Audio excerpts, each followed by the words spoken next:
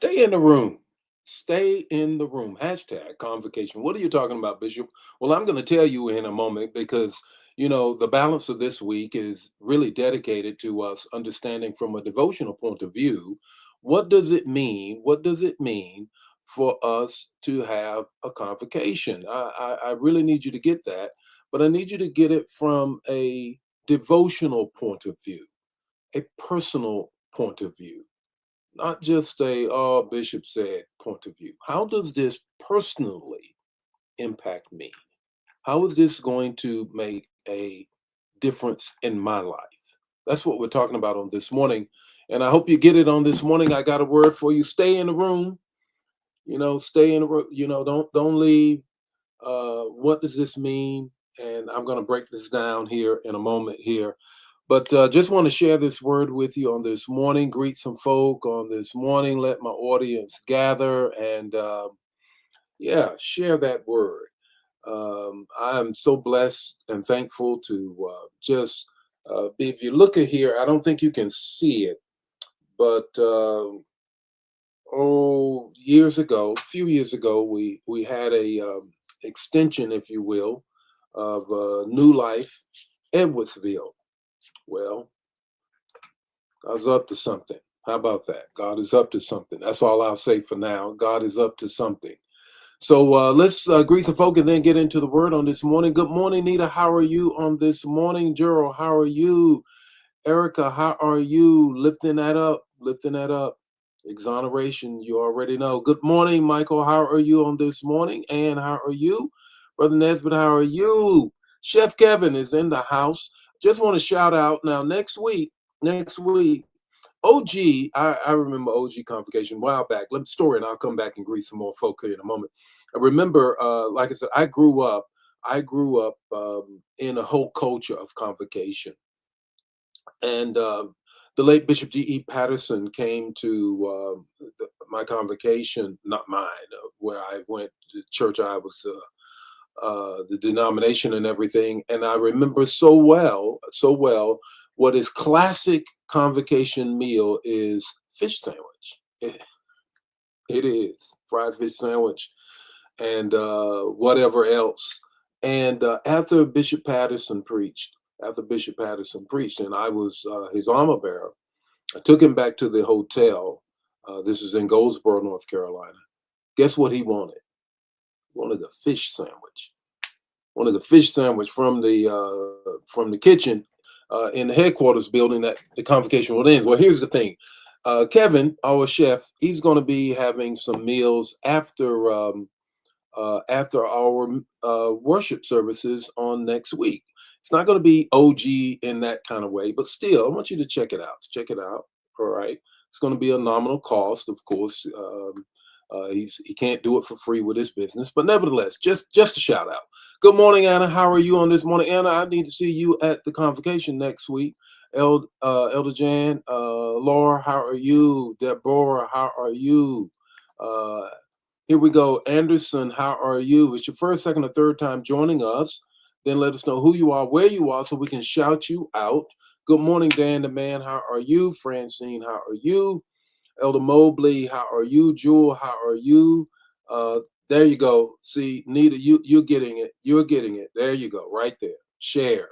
Right there. There we go. Patrice, how are you?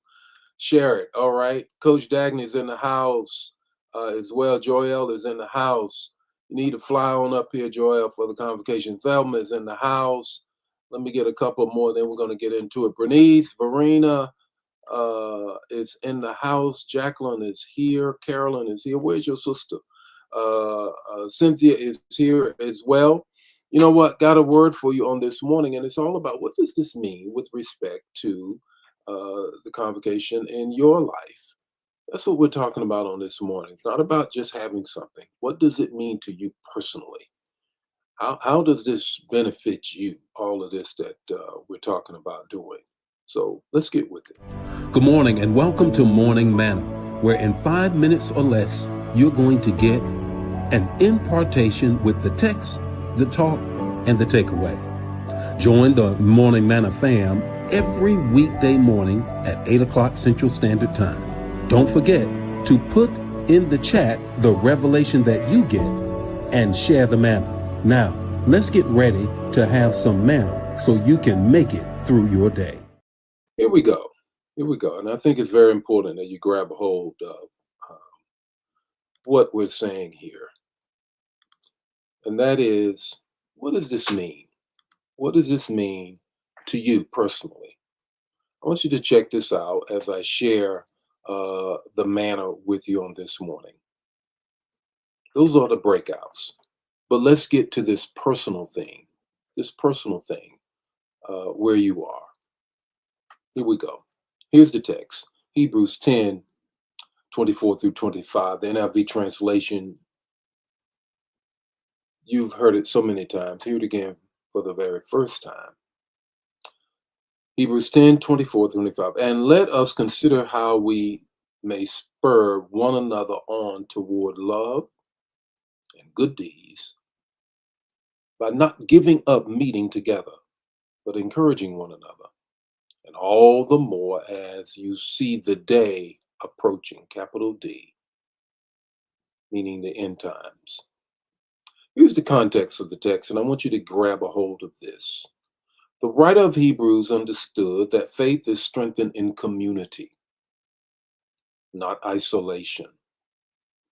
As the pressures of life mounted, believers were urged to remain consistent in gathering together, because God often shapes individuals through corporate moments of worship, corporate moments of teaching, corporate moments of encouragement, and corporate moments of accountability. Holy Convocation reflects this biblical pattern and principle, showing up when God calls his people together. And he calls his people together in so many ways. And I walk down some of those scriptures in Numbers. It says 28:25 is a holy convocation. He calls the people together. In Leviticus 23:2, these are my appointed feasts, a holy convocation. But what does it mean to you personally? I want you to get this from a devotional point of view, not just from an event point of view.